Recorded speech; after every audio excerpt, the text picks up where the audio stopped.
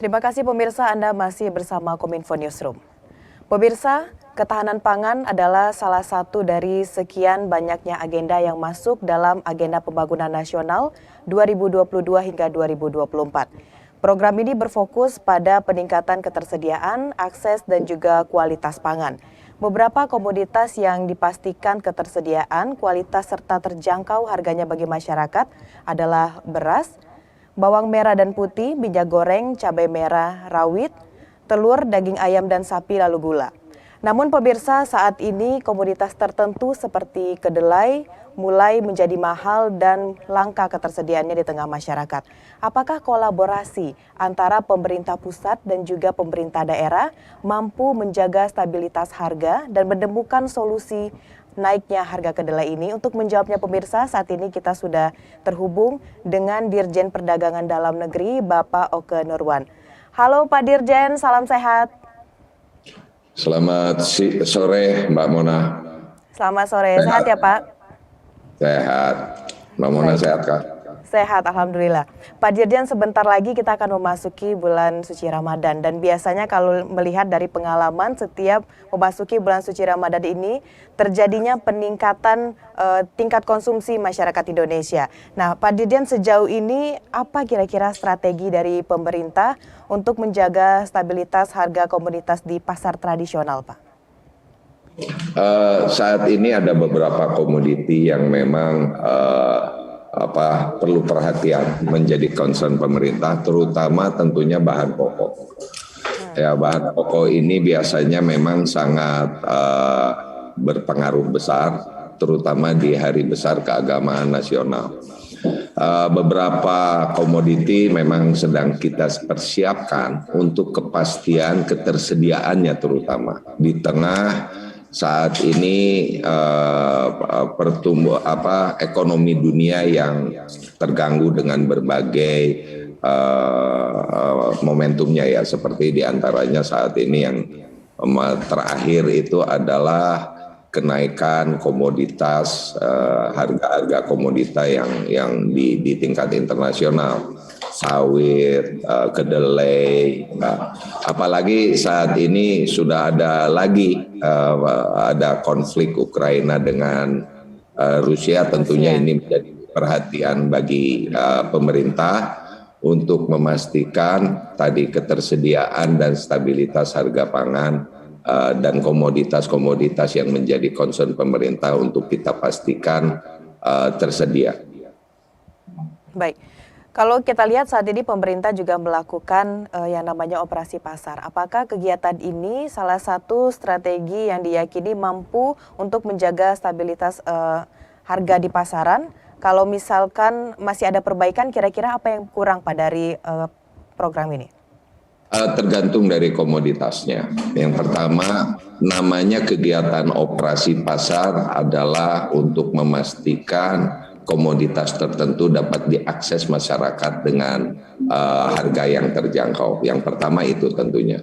Operasi pasar juga menjadi salah satu instrumen bagi pemerintah untuk melakukan intervensi terhadap distorsi baik dari ketersediaan ataupun stabilitas harga komoditas tertentu, dan tentunya instrumen-instrumen untuk intervensi pemerintah dalam memastikan ketersediaan dan stabilitas harga tersebut sangat tergantung dari penyebabnya. Kalau memang distorsinya ada spekulan, ada ini, maka itu intervensinya bisa dalam bentuk operasi pasar misalnya.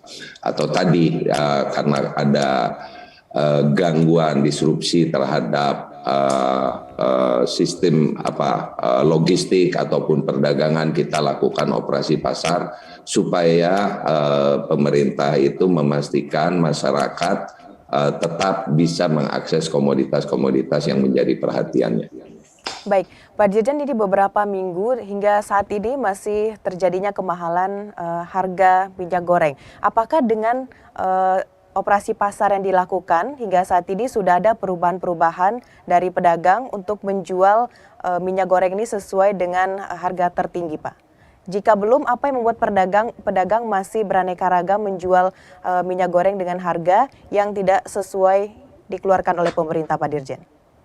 Baik, ini adalah dalam proses sebetulnya ini seharusnya eh, sudah harusnya normal karena permasalahan harga minyak goreng saat ini atau sebelumnya harga minyak goreng itu kita menggunakan mekanisme pasar dan menggunakan harga CPO bahan baku CPO yang harganya tergantung pada harga internasional.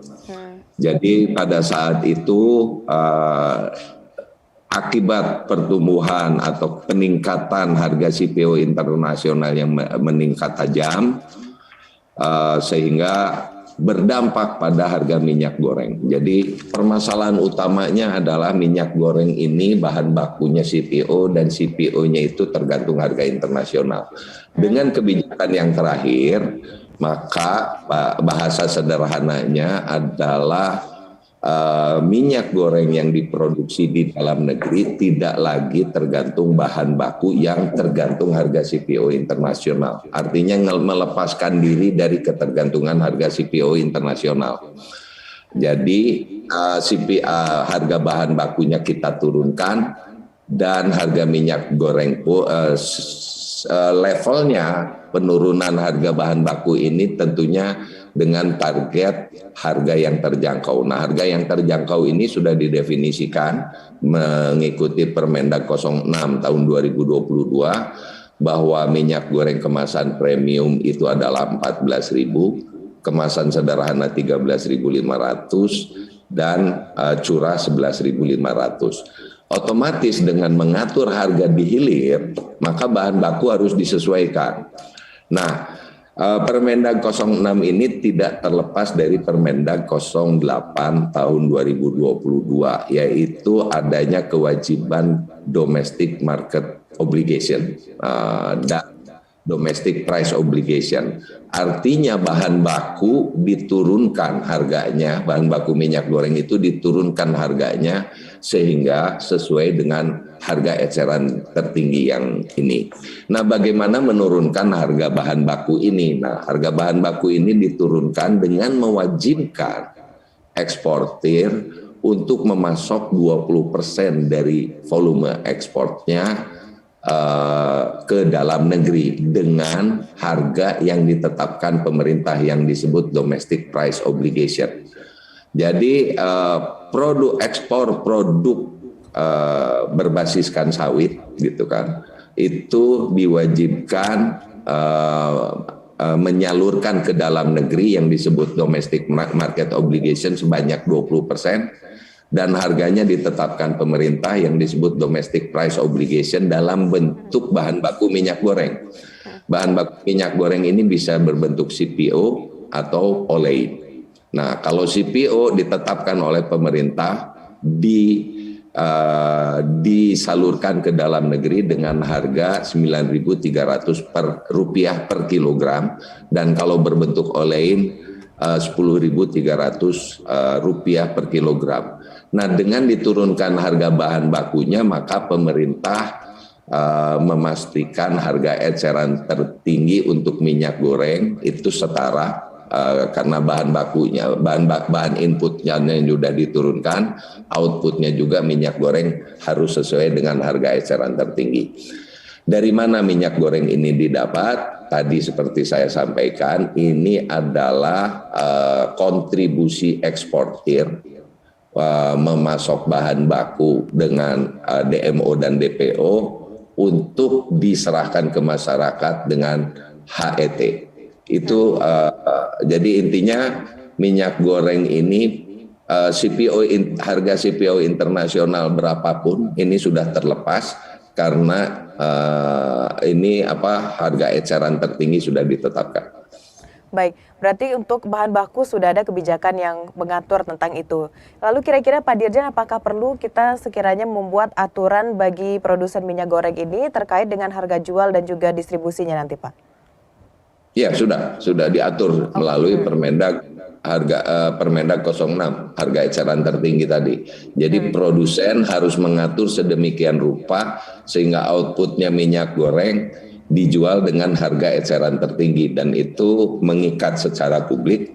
Jadi termasuk pedagang pun kalau menjual di atas harga eceran tertinggi itu adalah melanggar ketentuan yang berlaku. Baik, minyak goreng kita sudah selesaikan, sudah ada aturan yang dikeluarkan oleh pemerintah dan kedepannya kita harap nanti stabilitas harga benar-benar bisa terjaga begitu, Pak Dirjen. Selanjutnya untuk harga dari kedelai, saat ini kira-kira yang sudah dilakukan oleh pemerintah apa saja Pak untuk menjaga stabilitas dari harga kedelai ini Pak? Pertama, saya perlu sampaikan kalau kedelai ini pasokan nasional belum bisa menutupi kebutuhan nasional. Yeah. Artinya kedelai ini lebih banyak diimpor. Dari kebutuhan rata-rata nasional setiap tahunnya itu 3 juta ton. 2,6 juta ton itu diimpor, walaupun angka tahun 2022 terjadi penurunan. Tetapi intinya rata-rata kebutuhan nasional ini 3 juta ton, 2.600.000-nya diimpor, artinya 80%, bahkan saat ini angkanya sampai 86% itu diimpor. Nah, karena diimpor, maka harga tidak bisa kita kendalikan itu. Secara transparan ada di CBOT angkanya dan angka berapa harganya, dan itu tentunya akan berdampak terutama terhadap pengrajin tahu tempe gitu kan. Nah, ini kan masalahnya market driven. Jadi kalau bahan bakunya naik, otomatis harga tahu dan tempe akan naik gitu kan. Karena kecuali kalau pasokan nasional bisa memenuhi, seperti contohnya tadi minyak goreng, sawitnya ada di kita bisa mengatur tuh harga minyak goreng. Tapi ini kan kedelainya tidak ada di Indonesia. Iya, oke. Ya, 86% diimpor. Jadi ini adalah ketergantungan, sehingga apa yang dilakukan pemerintah yang pertama adalah melakukan edukasi kepada masyarakat bahwa memang karena ketergantungan impor maka akan terjadi penyesuaian di harga tahu dan tempe. Itu kalau dalam perhitungan kami saat ini harga kedelai di tingkat pengrajin, saya nggak ngomong berapa per baselnya dari angka impor. Di tingkat pengrajin tuh saat ini harganya kedelai diterima dengan Rp11.300. Maka artinya kalau kedelainya Rp11.300 per kilogramnya, maka saat ini harga kedelai di tingkat pengrajin dilepas dengan harga Rp10.300 per kilogram, ya kan? Dan harga tahunya, bahasa sederhananya, dilepas dengan Rp650 per potong, gitu kan. Nah, perkembangan harga kedelai internasional ini cenderung meningkat sampai mungkin puasa dan lebaran. Baru akan turun menurut prediksi kami, analisa kami itu setelah bulan Juni. Artinya sampai puasa dan lebaran itu akan diwarnai dengan kenaikan harga tahu dan tempe karena kedelainya akan naik di tingkat pengrajin. Perkiraan kami kalau melihat ini mudah-mudahan tidak terjadi, tidak tersampai, ini akan mencapai menembus ke 12.000 per kilo di tingkat pengrajin. Artinya kalau pengrajin ini menerima harga kedelai dengan 12.000, maka akan terjadi kenaikan harga sebesar Rp300 per kilogramnya untuk tempe. Dari tadi 10.300, maka pengrajin supaya tetap bisa berproduksi dan mendapatkan margin yang cukup, dia harus menjual 10.600 per kilonya. Tahu pun begitu, gitu kan. Kalau pengrajin biasanya sekarang masih melepas dengan Rp650 per potong, akan terjadi kenaikan menjadi Rp700 atau kenaikan Rp50 per potongnya itu diperkirakan terjadi pada puasa dan lebaran. Jadi saya melakukan edukasi publik. Hal yang kedua, karena ini ketergantungan impor, maka ini pemerintah memastikan ketersediaan kedelainya.